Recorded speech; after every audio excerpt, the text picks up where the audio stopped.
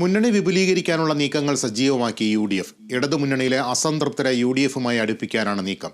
രാജേന്ദ്രൻ വെള്ളപ്പാലത്ത് ചെയർമാനായ കേരള പ്രവാസി അസോസിയേഷൻ പാർട്ടിയെ UDF മുന്നണിയിൽ ക്ഷണിതാക്കളായി ഉൾപ്പെടുത്തി.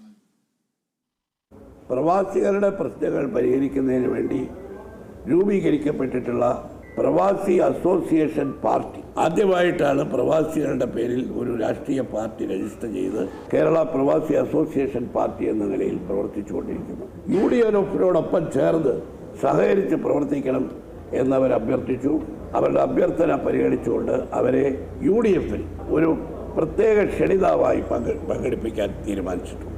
ലോക്സഭാ തെരഞ്ഞെടുപ്പിലെ മിന്നും പ്രകടനം തദ്ദേശ തെരഞ്ഞെടുപ്പിലും കാഴ്ചവെക്കണമെന്ന ലക്ഷ്യത്തോടെയാണ് UDF മുന്നണി വിപുലീകരണത്തിന് ഒരുങ്ങുന്നത്. അതിന്റെ ഭാഗമായാണ് പുതിയ ഘടകകക്ഷിയെ ഇന്നലെ ചേർന്ന ഏകോപന സമിതി യോഗത്തിൽ മുന്നണിയിൽ ഉൾപ്പെടുത്താൻ തീരുമാനിച്ചത്. രാജേന്ദ്രൻ വെള്ളപ്പാലത്ത് ചെയർമാനായ കേരള പ്രവാസി അസോസിയേഷനെ പ്രത്യേക ക്ഷണിതാക്കളായാണ് മുന്നണിയിൽ ഉൾപ്പെടുത്തിയിട്ടുള്ളത്.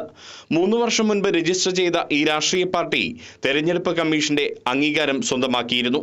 പൂർണ്ണമായും പ്രവാസികളെ ഉൾക്കൊള്ളുന്ന സംഘടനയാണിത്. ഇതിനു പുറമെ LDFിൽ അസംതൃപ്തരായ കക്ഷികളെ കൂടി UDF ലക്ഷ്യമിടുന്നുണ്ട്.